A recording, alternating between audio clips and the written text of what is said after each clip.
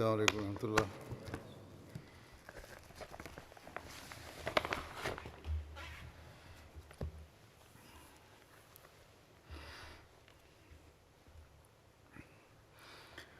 أشهد أن لا إله إلا الله وحده لا شريك له وأشهد أن محمدا عبده ورسوله أما بعد فأعوذ بالله من الشيطان الرجيم بسم الله الرحمن الرحيم الحمد لله رب العالمين الرحمن الرحيم مالك يوم الدين إياك نعبد وإياك نستعين اهدنا الصراط المستقيم صراط الذين أنعمت عليهم غير المغضوب عليهم ولا الضالين۔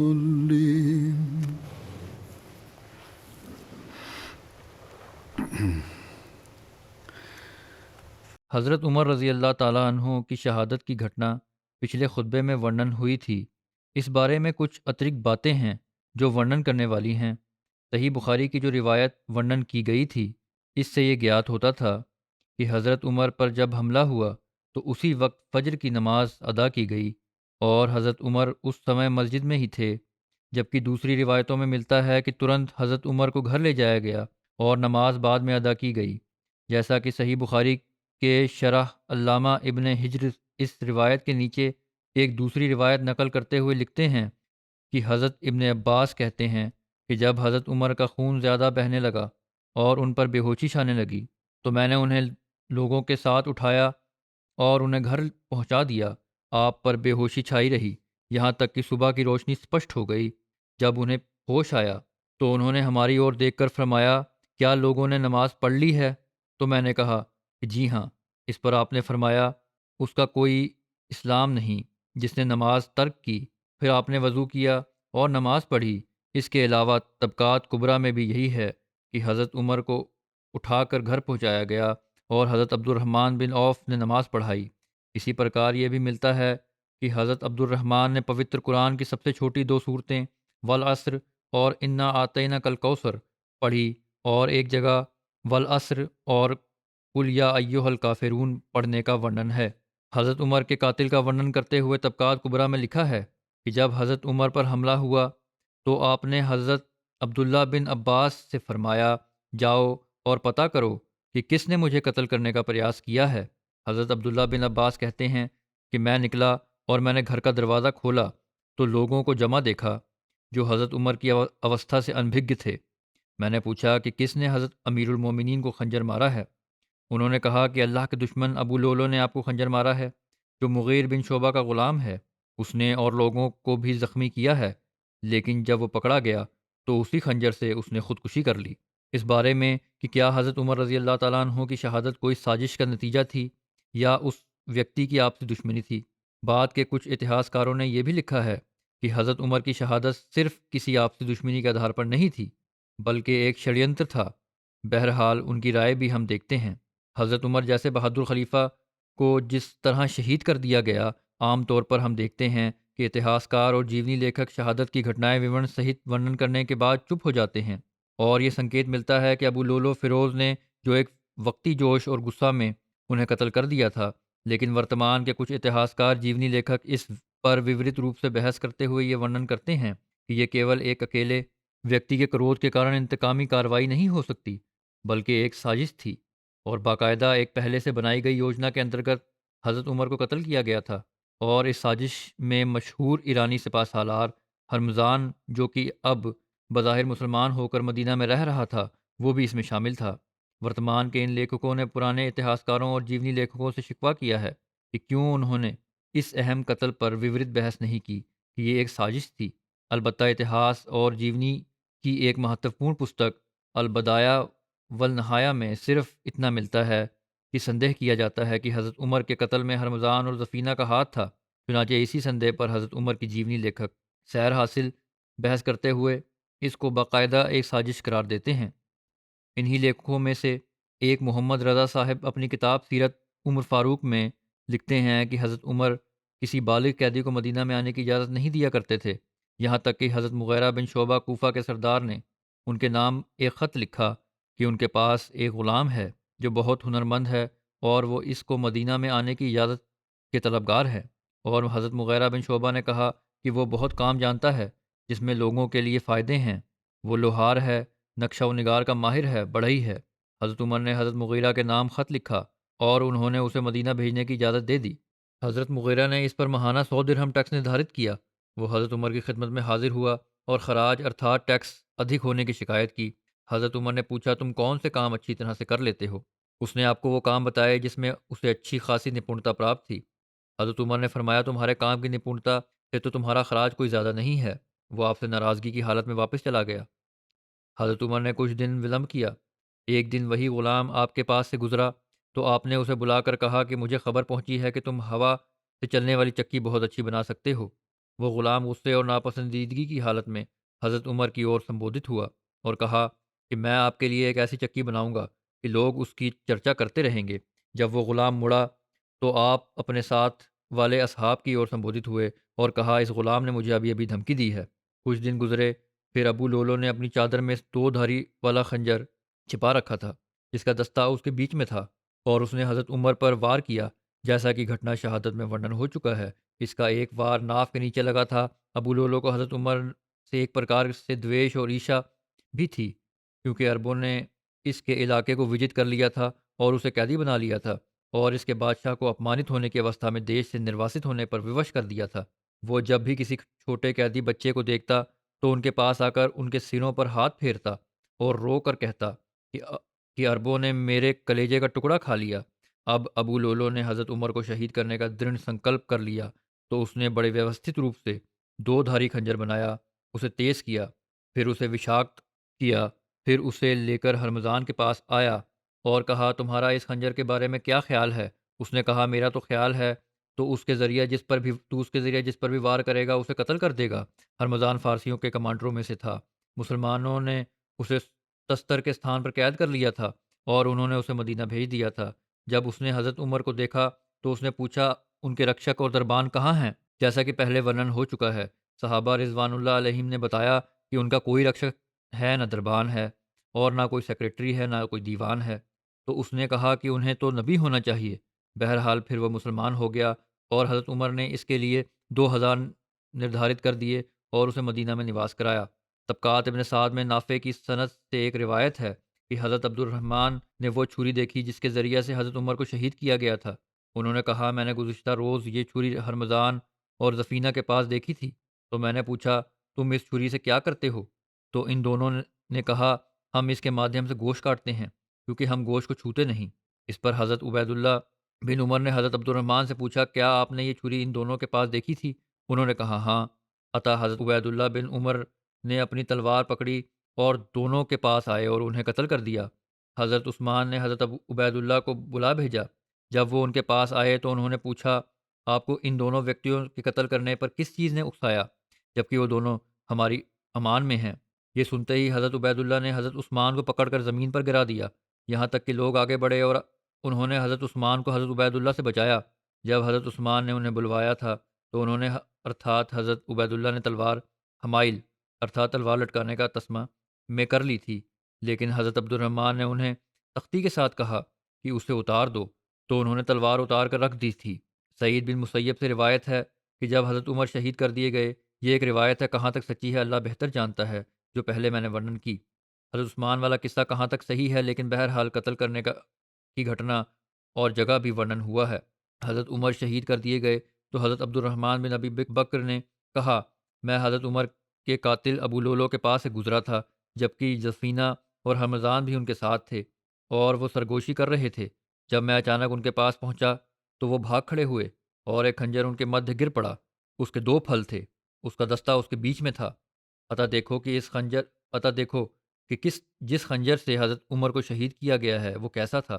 عطا انہوں نے دیکھا تو وہ خنجر بالکل ویسا ہی تھا جیسے حضرت عبد الرحمن بن عوف ابی بکر نے ورنن کیا تھا۔ جب حضرت عبید اللہ بن عمر نے حضرت عبد الرحمن بن ابی بکر سے یہ سنا تو تلوار لے کر نکل پڑے، یہاں تک کہ ہرمزان کو آواز دی۔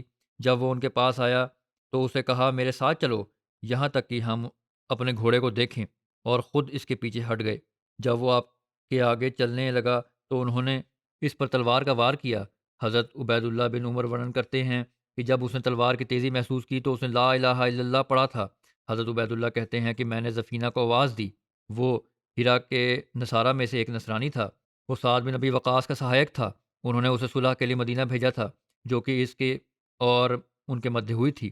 وہ مدینہ میں کتابت سکھاتا تھا۔ جب میں نے اسے تلوار ماری تو اس نے اپنی آنکھوں کے سامنے صلیب کا نشان بنایا۔ پھر حضرت عبید اللہ آگے بڑھے اور ابو لولو کی بیٹی کو قتل کر دیا، جو مسلمان ہونے کا دعویٰ کرتی تھی۔ حضرت عبداللہ کا ارادہ تھا کہ آج وہ مدینہ میں کسی قیدی کو زندہ نہیں چھوڑیں گے۔ مہاجرین ان کے خلاف اکٹھے ہو گئے اور انہیں روکا اور انہیں دھمکی دی، تو انہوں نے کہا کہ اللہ کی قسم میں انہیں ضرور قتل کروں گا، اور وہ مہاجرین کو بھی خاطر میں نہ لائے، یہاں تک کہ حضرت عمر بن عاص کے ساتھ نرنتر بات چیت میں لگے رہے، یہاں تک کہ انہوں نے تلوار حضرت عمر بن عاص کے حوالے کر دی۔ پھر حضرت سعد بن ابی وقاص ان کے پاس آئے تو ان دونوں نے ایک دوسرے کی پیشانی کے بال پکڑ لیے، عطا آپ نے ہرمزان، زفینہ اور ابو لولو کی بیٹی کو قتل کر دیا۔ اب سمس معاملہ اس بحث میں ورنن کیا جا چکا ہے کہ جس نے ابو لولو کو حضرت عمر کے قتل کرنے پر اکسایا تھا، اور جو روایتیں ہم تک پہنچی ہیں اس بات پر دلالت کرتی ہیں کہ حضرت عمر کا قتل ایک سازش تھی۔ یہ لکھنے والے لکھتے ہیں جو اس حق میں ہیں کہ یہ ایک سازش تھی۔ ہرمزان نے یہ ساری یوجنا بنائی تھی کہ اس نے حضرت عمر کے خلاف ابو لولو کے دویش اور عیشہ کو اور ادھک بھڑکایا۔ وہ دونوں اجمی تھے۔ پھر یہ کہ جب ہرمزان کو قید کر لیا گیا اور اسے مدینہ بھیج دیا گیا تو اس نے اس بھے کو درشٹیگت رکھتے ہوئے اسلام قبول کر لیا کہ خلیفہ اسے قتل کر دیں گے۔ طبقات ابن سعد میں نافع کی روایت میں ورنت ہے کہ عبد الرحمن بن عوف نے وہ چھری دیکھی تھی جس کے ساتھ حضرت عمر کو شہید کیا گیا تھا، اور سعید بن مسیب کی روایت طبری میں ورنت ہے کہ عبد الرحمن بن ابی بکر نے وہ خنجر دیکھا تھا جو ابو لولو، زفینہ اور ہرمزان کے مدھ گر گیا تھا۔ جب وہ اچانک ان کے پاس آئے تھے تو وہ ان کے چلنے کی وجہ سے گر گیا تھا۔ جب حضرت عبید اللہ بن عمر نے حضرت عبد الرحمن بن ابی بکر سے یہ بات سنی تو وہ ترنت آ گئے اور ان دونوں کو قتل کر دیا، اور انہوں نے اسی پر بس نہ کیا بلکہ انہوں نے پرتشود کی بھاونا میں لپت ہو کر ابو لولو کی بیٹی کا بھی وध کر دیا۔ وہ خنجر جس کے بارے میں حضرت عبد الرحمن بن ابی بکر نے بتایا تھا وہ بالکل صحیح تھا، جس کے دوارا حضرت عمر کو شہید کیا گیا تھا۔ یدی حضرت عبید اللہ بن عمر ہرمزان اور زفینہ کو قتل کرنے میں جلدی نہ کرتے تو اس بات کی سمبھاونا تھی کہ ان دونوں کو معاملے کی جانچ پڑتال کے لیے بلایا جاتا اور اس طرح یہ سازش ظاہر ہو جاتی۔ یدی ان سب چیزوں کو سامنے رکھا جائے تو یہ بات اسپشٹ روپ سے سمجھی جا سکتی ہے کہ یہ ایک سوچی سمجھی سازش تھی، اور جس نے اس سازش کو ویوہارک روپ دیا اور حضرت عمر کو قتل کر دیا وہ ابو لولو تھا۔ یہ سازش کے سمرتھن میں کہنے والے کہتے ہیں۔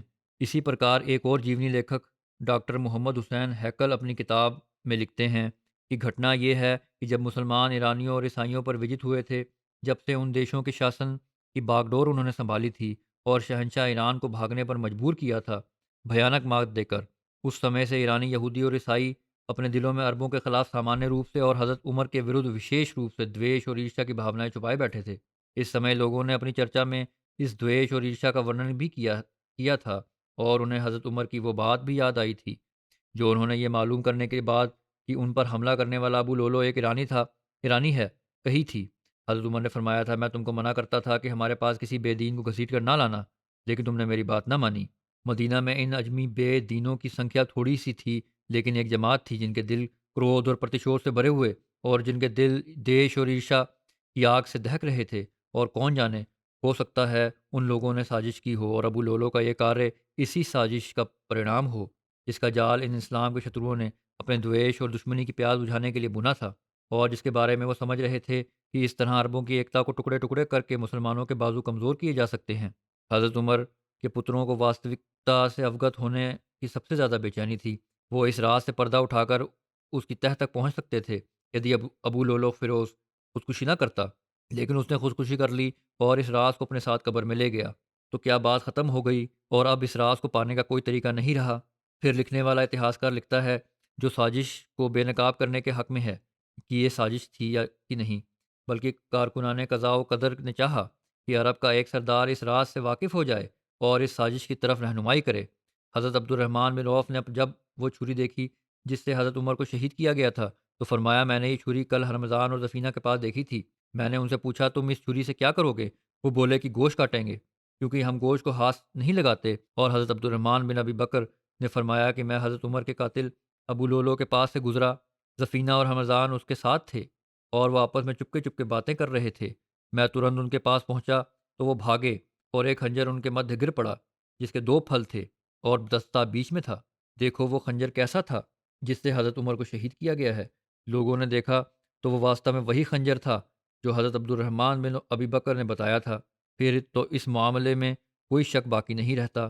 یہ لکھنے والا کہتا ہے کہ دونوں کے دونوں سچے گواہ ہیں، بلکہ مسلمانوں میں سب سے زیادہ وشواس یوگیہ ہیں اور گواہی دے رہے ہیں کہ جس چھری سے حضرت عمر کو شہید کیا گیا وہ رمضان اور سفینہ کے پاس تھی۔ ان میں سے ایک گواہ کا کہنا ہے کہ اس نے قاتل ابو لولو کو قتل کرنے سے پہلے دونوں سے سازش کرتے دیکھا ہے، اور دونوں گواہوں کے انوسار یہ سب کچھ اس رات کا قصہ ہے جس صبح حضرت عمر پر حملہ کیا گیا۔ کیا اس کے بعد بھی کوئی ویکتی اس میں سندیہ کر سکتا ہے کہ امیر المومنین اس سازش کا شکار ہوئے، جس کے مہتوپورن پاتر تو یہی 3 آدمی تھے؟ لیکن یہ بھی ہو سکتا ہے کہ دوسرے ایرانی یا ان قوموں کے لوگ بھی اس میں سملت ہوں جن پر مسلمانوں نے غلبہ پایا تھا۔ حضرت عبید اللہ بن عمر نے حضرت عبد الرحمن بن عوف کی بات اور عبد الرحمن بن ابی بکر کی شہادت سنی تو ساری کائنات ان کی نگاہوں میں خون ہی خون ہو گئی۔ ان کے دل میں یہ بات بیٹھ گئی کہ مدینہ کے سمجھ پردیسی اس سازش میں شامل ہیں اور ان سب کے ہاتھوں سے جرم کا خون ٹپک رہا ہے۔ انہوں نے ترنت تلوار سنبھالی اور سب سے پہلے ہرمزان اور سفینہ کا کام تمام کیا۔ روایت ہے کہ انہوں نے ہرمزان کو آواز دی اور جب وہ باہر نکل کر آیا تو اسے کہا کہ ذرا ساتھ آؤ اور میرے گھوڑے کو دیکھ لو، اور خود پیچھے ہٹ گئے۔ جب وہ ان کے سامنے سے گزرا تو تلوار کا ایک ہاتھ اس پر مارا۔ ایرانی نے جب تلوار کی گرماہٹ محسوس کی تو کہا لا الہ الا اللہ، اور وہیں ڈھیر ہو گیا۔ روایت ہے کہ حضرت عبید اللہ بن عمر نے کہا یہ حضرت عمر کے بیٹے تھے کہ پھر میں نے سفینہ کو بلایا۔ وہ ہیرا کا ایک عیسائی تھا اور سعد بن ابی وقاص کا دوست شریک بھائی تھا۔ اس رشتے سے سعد اسے مدینہ لے آئے تھے جہاں وہ لوگوں کو پڑھایا لکھایا کرتا تھا۔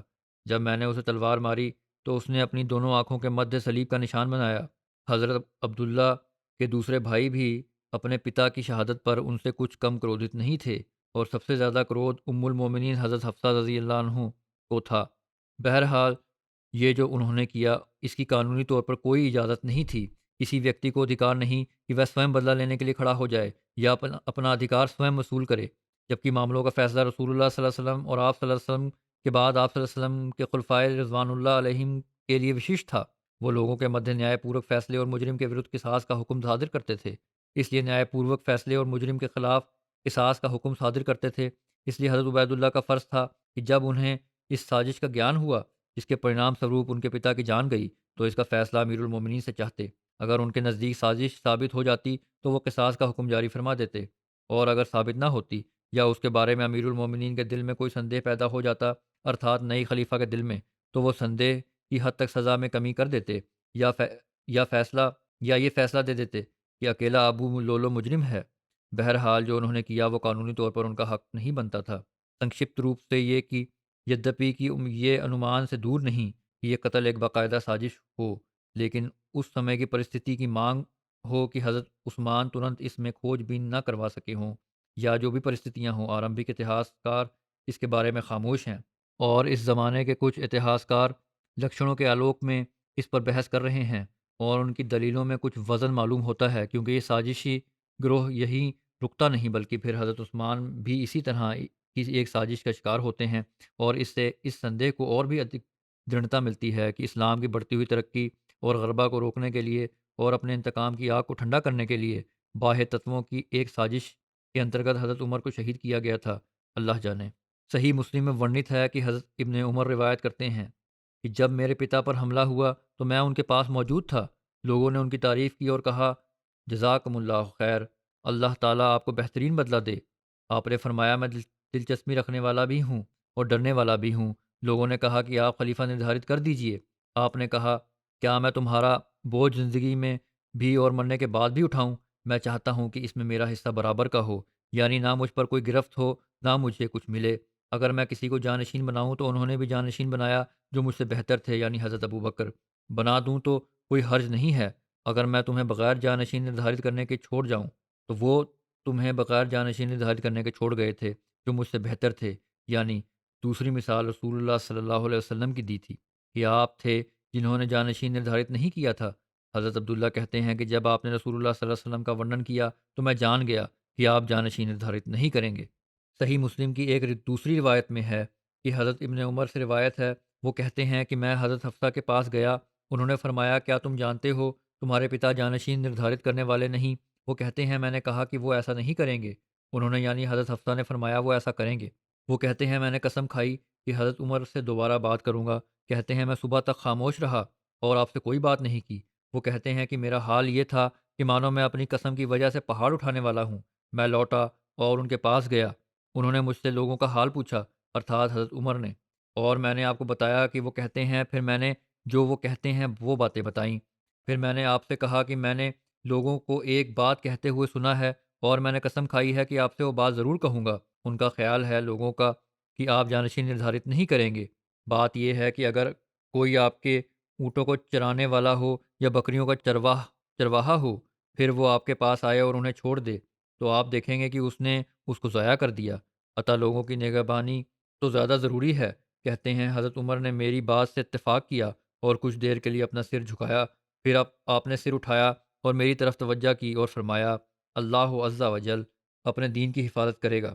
اگر میں کسی کو خلیفہ نہ بناؤں تو رسول اللہ صلی اللہ علیہ وسلم نے خلیفہ تو نہیں بنایا تھا، اور اگر میں خلیفہ بناؤں تو حضرت ابو بکر نے خلیفہ بنایا تھا۔ انہوں نے یعنی ابن عمر نے حضرت عمر کے بیٹے نے کہا عطا اللہ کی قسم، جب انہوں نے حضرت عمر نے رسول اللہ صلی اللہ علیہ وسلم اور حضرت ابو بکر کا ورنن کیا تو میں سمجھ گیا کہ آپ کسی کو رسول اللہ صلی اللہ علیہ وسلم کے برابر نہیں کریں گے، اور یہ کہ آپ کسی کو جانشین نہیں بنائیں گے۔ حضرت مصور بن مخرمہ ورنن کرتے ہیں کہ جب حضرت عمر کو زخمی کیا گیا تو درد سے بے قرار ہونے لگے۔ حضرت ابن عباس نے ان سے کہا جیسا کہ ان کو تسلی دینے لگے ہیں، امیر المومنین اگر ایسا ہے تو آپ رسول اللہ صلی اللہ علیہ وسلم کی صحبت میں رہ چکے ہیں اور آپ نے اتنت اتم روپ سے آپ کا ساتھ دیا، پھر آپ ان سے ایسی حالت میں جدا ہوئے کہ حضرت صلی اللہ علیہ وسلم آپ سے خوش تھے، پھر آپ حضرت ابو بکر کے ساتھ رہے اور اتنت اتم روپ سے ان کا ساتھ دیا، پھر آپ ان سے ایسی حالت میں جدا ہوئے کہ وہ آپ سے خوش تھے، پھر آپ ان کے صحابہ کے ساتھ رہے اور آپ نے اتنت اتم روپ سے ان کا ساتھ دیا، اور اگر آپ ان سے جدا ہو گئے تو نسندے آپ ایسی حالت میں ان سے جدا ہوں گے کہ وہ آپ سے خوش ہوں۔ حضرت عمر نے کہا یہ جو تم نے رسول اللہ صلی اللہ علیہ وسلم کی صحبت اور آپ کی خوشنودی کا ورنن کیا ہے تو یہ کیول اللہ تعالیٰ کا احسان ہے جو اس نے مجھ پر کیا، اور جو تم نے حضرت ابو بکر کے ساتھ اور ان کی خوشنودی کا ورنن کیا ہے تو یہ بھی کیول اللہ تعالیٰ کا احسان ہے جو اس نے مجھ پر کیا، اور یہ جو تم نے میری چنتا دیکھ رہے ہو تو یہ تمہارے لیے اور تمہارے ساتھیوں کے لیے ہے۔ میں اپنی چنتا نہیں کر رہا، تمہاری اور تمہارے ساتھیوں کی چنتا کر رہا ہوں۔ اللہ کی قسم اگر میرے پاس زمین بھر سونا بھی ہو تو میں ضرور اللہ کے عذاب سے فدیہ دے کر چھڑا لیتا، اس کے پہلے کہ میں وہ عذاب دیکھوں۔ حضرت مسلم معوذ رضی اللہ تعالیٰ عنہ آیت کی وَلَا يُبَدِّلَنَّهُم مِّن بَعْدِ خَوْفِهِمْ أَمْنًا کی تفسیر کرتے ہوئے فرماتے ہیں خلیفہ پر کوئی ایسی مصیبت نہیں آئی جس سے انہوں نے خوف کھایا ہو، اور اگر آئی تو اللہ تعالیٰ نے اسے امن سے بدل دیا۔ اس میں کوئی سندے نہیں کہ حضرت عمر شہید ہو گئے، مگر جب گھٹناؤں کو دیکھا جاتا ہے تو معلوم ہوتا ہے کہ حضرت عمر کو اس شہادت سے کوئی خوف نہیں تھا، بلکہ وہ نرنتر دعائیں کیا کرتے تھے کہ یا اللہ مجھے شہادت نصیب کر اور شہید بھی مجھے مدینہ میں کر۔ عطا وہ ویکتی جس نے اپنی ساری عمر یہ دعائیں کرتے ہوئے گزار دی کہ یا اللہ مجھے مدینہ میں شہادت دے، وہ اگر شہید ہو جائے تو ہم یہ کس طرح کہہ سکتے ہیں کہ اس پر ایک بھیانک سمے آیا لیکن وہ خدا تعالیٰ کی طرف سے امن سے نہ بدل دیا گیا۔ بے شک اگر حضرت عمر شہادت سے ڈرتے اور پھر وہ شہید ہو جاتے تو کہا جا سکتا تھا کہ ان کے خوف کو خدا نے امن سے بدل دیا، لیکن امن سے نہ بدلا، لیکن وہ تو دعائیں کرتے رہتے تھے کہ یا اللہ مجھے مدینہ میں شہادت دے۔ عطا ان کی شہادت سے یہ کیوں کر ثابت ہو گیا کہ وہ شہادت سے ڈرتے بھی تھے، اور جب وہ شہادت سے نہیں ڈرتے تھے بلکہ اس کے لیے دعائیں کرتے تھے جن کو خدا تعالیٰ نے قبول فرما لیا، تو معلوم ہوا کہ اس آیت کے انترگت ان پر کوئی ایسا بھے نہیں آیا جو ان کے دل نے محسوس کیا ہو، اور اس آیت میں جیسا کہ میں ورنن کر چکا ہوں یہی ورنن ہے۔ خلیفہ جس بات سے ڈرتے ہوں گے وہ کبھی گھٹت نہیں ہو سکتی، اور اللہ تعالیٰ کا وعدہ ہے کہ وہ ان کے خوف کو امن سے بدل دے گا، لیکن جب وہ ایک بات سے ڈرتے ہی نہ ہوں لیکن جب وہ ایک بات سے ڈرتے ہی نہ ہوں بلکہ اپنے سمان اور بلندی درجات کا کارن سمجھتے ہوں تو اسے بھے کہنا اور پھر یہ کہنا کہ اسے امن سے کیوں نہ بدل دیا گیا بے ایمانی کی بات ہے۔ یہ نقطہ بھی سمجھنے والا ہے۔ آپ فرماتے ہیں کہ میں نے تو جب حضرت عمر کی اس دعا کو پڑھا تو میں نے اپنے دل میں کہا کہ اس کا بظاہر یہ ارتھ تھا کہ دشمن مدینہ پر حملہ کرے اور اس کا حملہ اتنی تیزی سے ہو کہ سمجھ مسلمان تباہ ہو جائیں، پھر وہ خلیفہ وقت تک پہنچے اور اسے بھی شہید کر دے۔ لیکن اللہ تعالیٰ نے حضرت عمر کی دعا بھی قبول کر لی اور ایسے سامان پیدا کر دیے جن سے اسلام کی عزت قائم رہی۔ چنانچہ بجائے اس کے کہ مدینہ پر کوئی باہری لشکر حملہ آور ہوتا، اندر سے ہی ایک خبیث اٹھا اور اس نے خنجر سے آپ کو شہید کر دیا۔ غلاموں کی آزادی کے حوالے سے اسلامی شکشا ورنن کرتے ہوئے حضرت مسلم معود رضی اللہ عنہ نے لکھا ہے، حضرت عمر کی شہادت کی گھٹنا کو لے کر اور اس کا کارن ورنن کیا ہے۔ فرمایا کہ پہلے تو یہ حکم دیا کہ تم احسان کر کے بغیر کسی جرمانے کے ہی ان کو رہا کر دو، یعنی غلاموں کو بغیر کسی تاوان کے رہا کر دو۔ پھر یہ کہا کہ اگر ایسا نہیں کر سکتے تو تاوان وصول کر کے آزاد کر دو، اور اگر کوئی ویکتی ایسا رہ جائے، کوئی غلام جو خود تاوان ادا کرنے کی طاقت نہ رکھتا ہو اور اس کی حکومت بھی اس کے معاملے میں جس حکومت کا وہ فرد ہے اس کو آزاد کرانے میں کوئی دلچسپی نہ لیتی ہو، اور اس کے رشتہ دار بھی لاپرواہ ہوں، تو وہ تم کو نوٹس دے کر اپنی تاوان کی قسطیں نردھارت کروا سکتا ہے۔ پھر وہ خود قیدی جو ہے وہ اپنی تاوان کی قسطیں نردھارت کروا سکتا ہے۔ ایسی صورت میں جہاں تک اس کی کمائی کا سمبند ہے، قسط چھوڑ کر سب اسی کی ہوگی اور وہ ویوہارک روپ سے آزاد ہوگا، یعنی جتنی کمائی وہ کرے گا اس میں سے وہ قسط ادا کر دے گا جو آزادی کے لیے رکھی ہے، اور باقی آمد اس کی اپنی ہے، اور یہ ایک طرح کی آزادی ہے۔ حضرت عمر رضی اللہ عنہ کو ایک ایسے غلام نہیں مارا تھا جس نے مقاتبت کی ہوئی تھی۔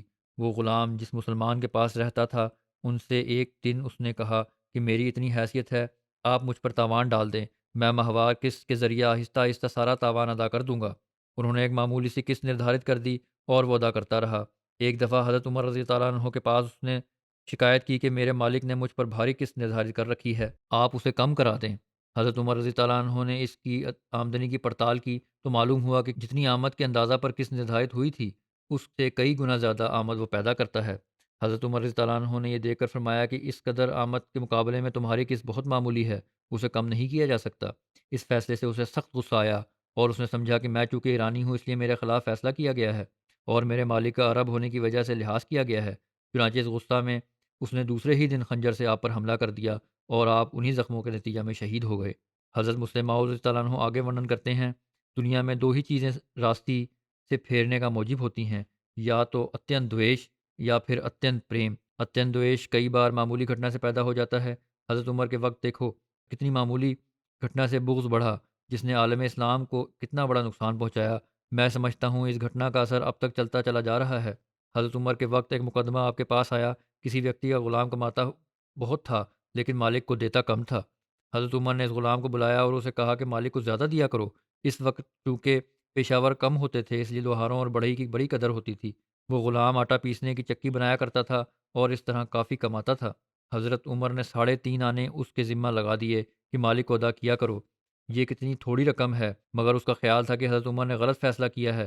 اس پر اس کے دل میں دویش بڑھنا شروع ہوا۔ ایک دفعہ حضرت عمر نے اسے کہا کہ ہمیں بھی چکی بنا دو۔ اس پر کہنے لگا کہ ایسی چکی بنا دوں گا جو خوب چلے گی۔ یہ سن کر کسی نے حضرت عمر سے کہا، آپ کو دھمکی دے رہا ہے؟ یہ پہلی جو گھٹنا ہے اس سے اسی کو لگتا ہے، اسی سے ملتی جلتی ہے، یا وہی گھٹنا ہے اور اسی کی گھٹنا ہے، بہرحال ہے اسی غلام کی۔ آپ نے کہا الفاظ تو یہ بات ظاہر نہیں کرتے۔ پہلی روایت میں ہے کہ حضرت عمر نے خود کہا تھا کہ یہ دھمکی دے رہا ہے۔ اس نے کہا لہجہ دھمکی سے بھرا ہوا تھا۔ آخر ایک دن حضرت عمر نماز پڑھ رہے تھے کہ اس غلام نے آپ کو خنجر مار کر قتل کر دیا۔ حضرت مسلم ماؤ لکھتے ہیں کہ وہ عمر جو کروڑوں انسانوں کا بادشاہ تھا، جو بہت بڑے شاسن کا راجا تھا، جو مسلمانوں کا بہترین مارگدرشک تھا، 3.5 آنے پر مار دیا گیا۔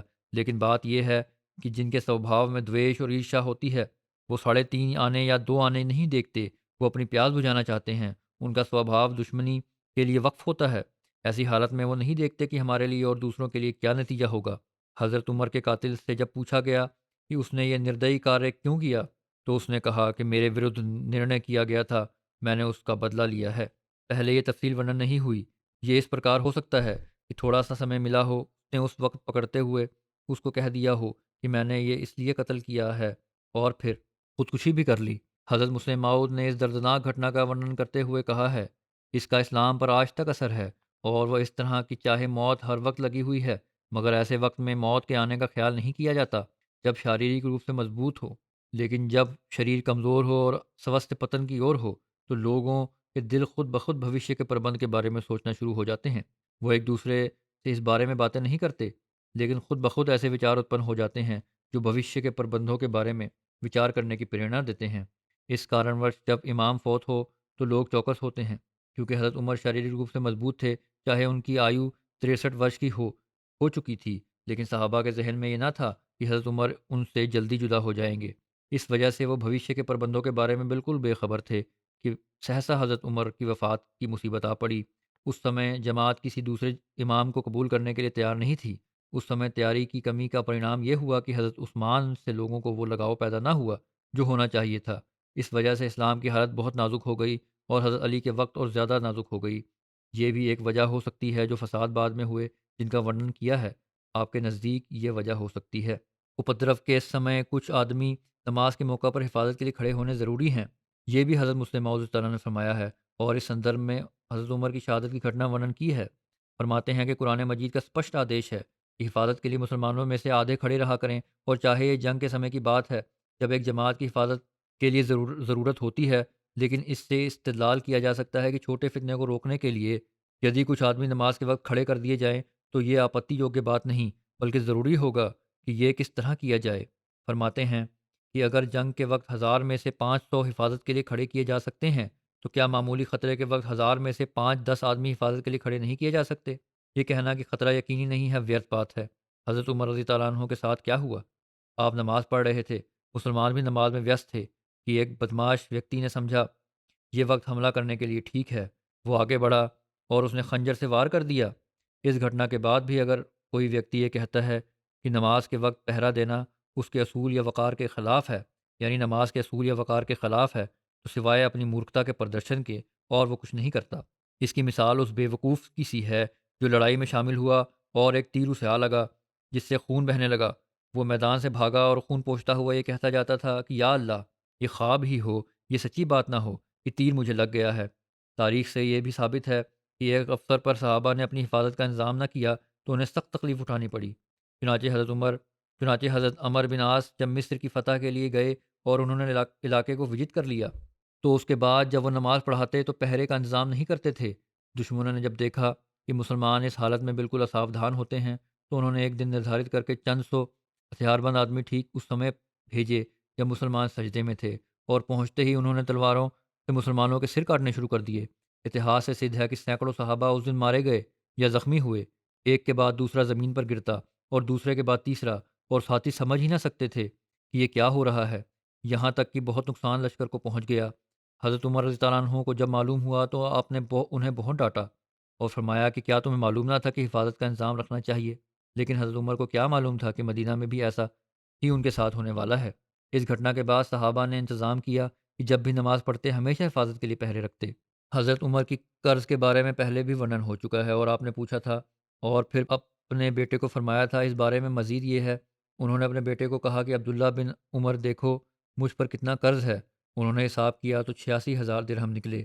آپ نے فرمایا اے عبداللہ، اگر آل عمر کی سمپتی اس کے لیے کافی ہو تو ان کے دھن سے میرا یہ قرض ادا کر دینا، اگر ان کا دھن کافی نہ ہو تو ابو عدی بن کعب سے مانگنا، اگر وہ بھی کافی نہ ہو تو قریش سے مانگنا، اور ان کے علاوہ کسی اور سے نہ کہنا۔ صحابہ کرام جانتے تھے کہ ہمارا یہ سادہ زندگی بسر کرنے والا امام اتنی بڑی رقم اپنے اوپر خرچ کرنے والا نہیں ہے۔ انہیں معلوم تھا کہ یہ رقم بھی انہوں نے ضرورت مندوں اور غریبوں پر ہی خرچ کی تھی جو اتنا قرض چڑھایا ہے۔ اس لیے عبد الرحمن بن عوف نے کہا حضرت عمر سے کہ آپ بیت المال سے قرض لے کر اپنا یہ قرض کیوں نہیں ادا کر دیتے؟ حضرت عمر نے فرمایا معاذ اللہ، کیا تم چاہتے ہو کہ تم اور تمہارے ساتھی میرے بعد یہ کہیں کہ ہم نے تو اپنا حصہ عمر کے لیے چھوڑ دیا، تم اب تو مجھے تسلی دو گے، مگر میرے پیچھے ایسی مصیبت پڑ جائے کہ اس سے نکلے بغیر میرے لیے نجات کی کوئی راہ نہ ہو۔ پھر حضرت عمر نے اپنے بیٹے عبداللہ بن عمر سے فرمایا میرے قرض کی ذمہ داری قبول کرو۔ چنانچہ انہوں نے یہ ذمہ داری قبول کر لی۔ حضرت عمر ابھی دفن نہیں کیے گئے تھے کہ ان کے بیٹے نے ارکان شورا اور کچھ نصارہ کو اپنی اس ضمانت پر گواہ بنایا جو قرض کی ذمہ داری لی تھی، اور حضرت عمر کی تدفین کے بعد ابھی جمعہ نہیں گزرا تھا کہ حضرت عبداللہ بن عمر قرض کی رقم لے کر حضرت عثمان کی خدمت میں پہنچے اور چند گواہوں کے سامنے اس بھار سے مکت ہو گئے۔ قرض کی ادائیگی کے بارے میں ایک اور روایت کتاب الوفا میں ملتی ہے۔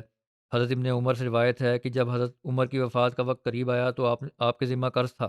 آپ نے حضرت عبداللہ اور حضرت حفصہ کو بلایا اور کہا، میرے ذمہ اللہ کے مال میں سے کچھ قرض ہے اور میں چاہتا ہوں کہ میں اللہ کو اس حال میں ملوں کہ میرے ذمہ کوئی قرض نہ ہو، عطا تم اس قرض کو پورا کرنے کے لیے اس مکان کو بیچ دینا جس میں رہتے ہیں، عطا اگر کچھ مال کم رہ جائے تو بنو عدی سے مانگنا، اگر پھر بھی بچ جائے تو قریش کے بعد کسی کے پاس نہ جانا۔ حضرت عبداللہ بن عمر کی وفات کے بعد حضرت معاویہ کے پاس گئے اور آپ نے حضرت عمر کا گھر خرید لیا۔ حضرت معاویہ نے، جس کو دارالقضا کہا جاتا ہے، آپ نے وہ مکان بیچ دیا اور حضرت عمر کا قرض ادا کر دیا۔ اس لیے اس گھر کو دارالقضا، قضائے دین عمر کہا جانے لگا، ارتھات وہ گھر جس کے دوارا حضرت عمر کے قرض کو ادا کیا گیا تھا۔ یہ ورنن ابھی آگے چل رہا ہے، انشاءاللہ آئندہ ورنن ہوگا۔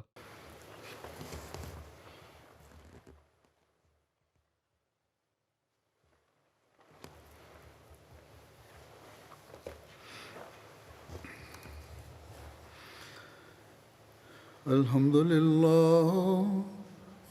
لله نحمده ونستعينه ونستغفره ونؤمن به ونتوكل عليه ونعوذ بالله من شرور أنفسنا ومن سيئات أعمالنا من يهده الله فلا مضل له ومن يضلل فلا هادي له ونشهد أن لا إله إلا الله ونشهد أن محمدا عبده ورسوله عباد الله رحمكم الله إن الله يأمر بالعدل والإحسان وإيتاء ذي القربى وينهى عن الفحشاء والمنكر والبغي يعظكم لعلكم تذكرون اذكروا الله يذكركم وادعوه يستجب لكم ولذكر الله أكبر